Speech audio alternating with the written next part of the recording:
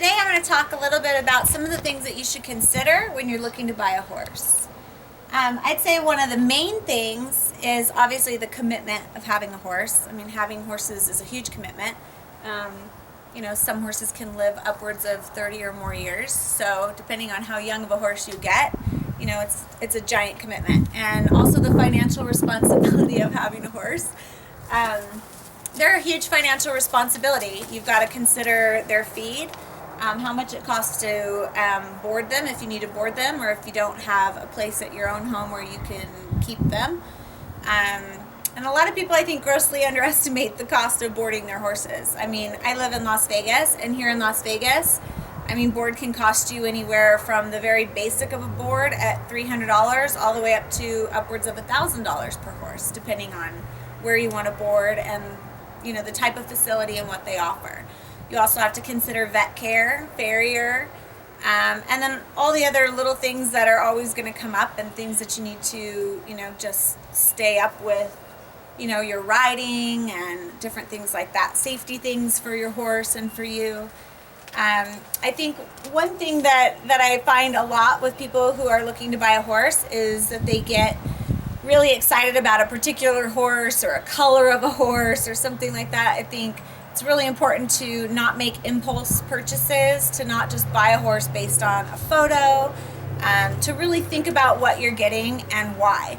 Think about your experience level. Are you a beginner rider? Are you an intermediate rider, advanced rider? Are you somebody who maybe had horses as a younger person and then haven't ridden in 10 or 15 years. You have to think about all of those things and factor those in when you're considering what breed of horse to buy, the age of horse.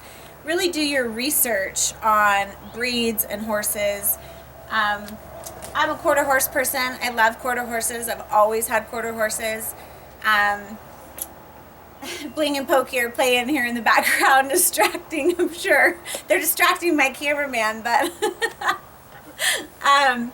but you definitely want to consider a lot of things when you're looking at buying a horse. And breed is really important based on basically what you want to do. What's your experience? What do you want to be, a barrel racer? Do you want to rope? Do you want to just trail ride? Do you want just, pleasure things? What is it that you're really looking to do? Do you want to be a hunter jumper? All of that are factors that are factored in when you're considering what breed of a horse to buy. I think another thing that's really important to consider is your time commitment, because horses are a huge time commitment. If you're somebody who has a 9-to-5 job and you work 6-7 days a week, you probably don't have time for a 4-year-old horse that you've got to really, start out and work a lot and spend a ton of time with and ride a ton in order to get your horse where you want it to be. You have to think about that and think about the commitment of time and how much time you have to spend with them. Bling, for instance, would be very sad if I was not here to spend every day with him. So, and I got Bling as a baby. You have to think about all of those things when you're thinking about a horse, and they are a big time commitment. I think another thing that's really important to consider is where you're buying the horse from.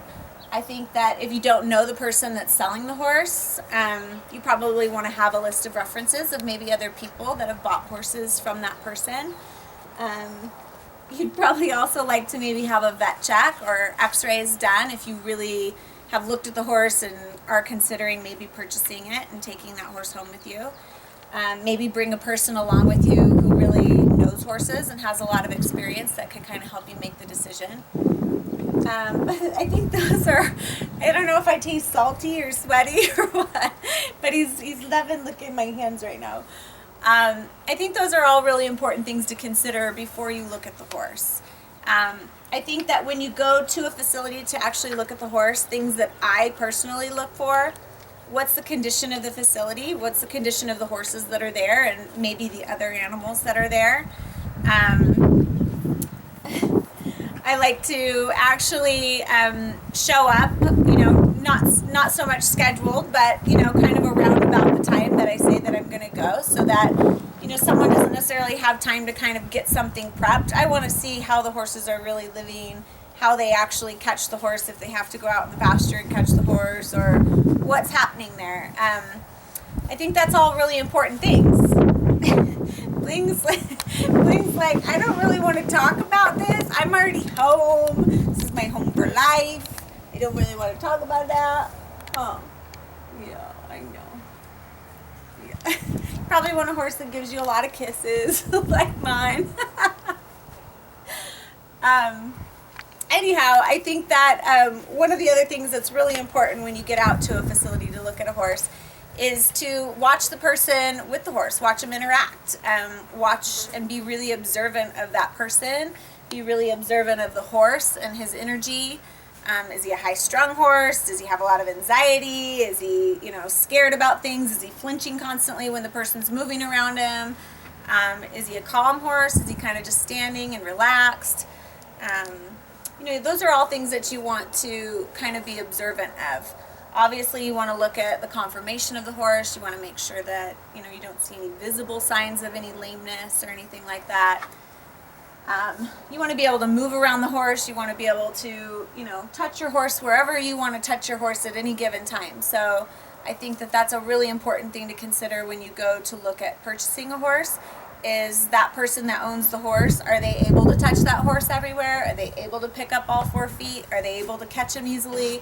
Does he tie and stand there and be good, or is he trying to pull back?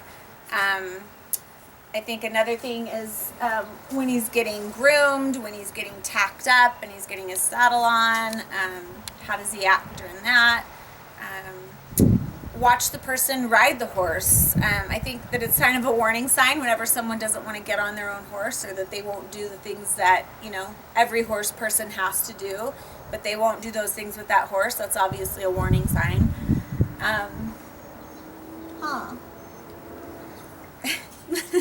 He's giving me so many kisses. I think obviously watching the person try to load the horse into a trailer, make sure that he knows how to do all of those things, make sure that he's just respectful in a lot of other ways, like doing all the things that you would want your horse to do. Pokers.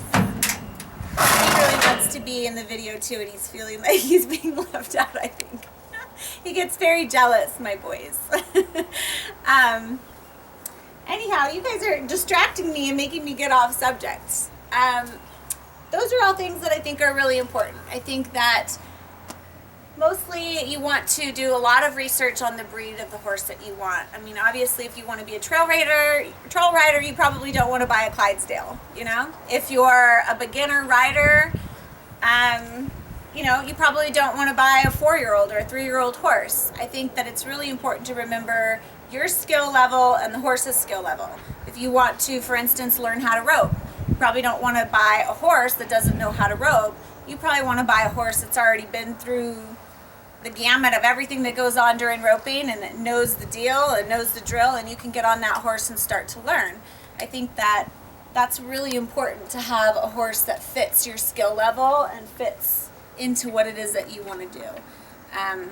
I think a thing that's really important that I have seen a lot of is people getting horses that are just way too much for them.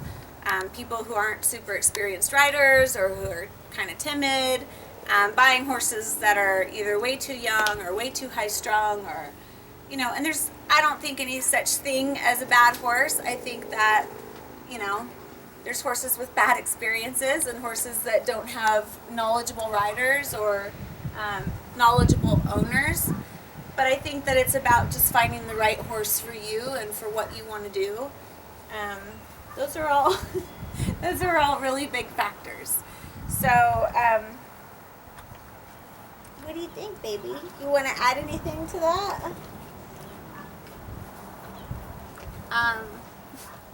I just think that those are all really important things. I think brand inspections are really important. You want to definitely have a bill of sale if you decide to go ahead and purchase a horse.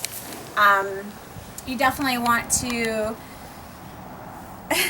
have that person maybe give you some type of warranty on the horse, that maybe you get home and say a week into it your horse is coming up lame. Sometimes those things happen. Those are things that you could definitely think about trying to get worked into your deal. A horse that really loves his butt scratch right here, right there, that's the spot. I think, you know, that could be really important. A horse that likes to kiss your camera person. But, you know, I think one of the things that you really want to look at when you're looking at a horse, and if a horse is standing somewhere tied or not tied or out in pasture or wherever, you want to be able to touch and move around that horse. You don't want a horse that's going to be super jumpy and skittish. You want to be able to pick up all four of the horse's feet, move around his butt, touch him between his legs, be able to check everything, touch around his belly, do everything that you know, would need to do if that horse is your horse. Because if you have a horse that's not going to let you do those things, it's just going to make your life really hard and the life of the horse really hard. You know, most likely you're buying a horse or looking at buying a horse because you just want to have a good time and you want the great experience and the bond of having an awesome animal in your life. And horses, to me, are the most amazing, beautiful creatures that there are. And you know, you want to have an enjoyable experience with them, and you want your horse to be enjoying his life and his experience with you too, and create a bond of a lifetime. So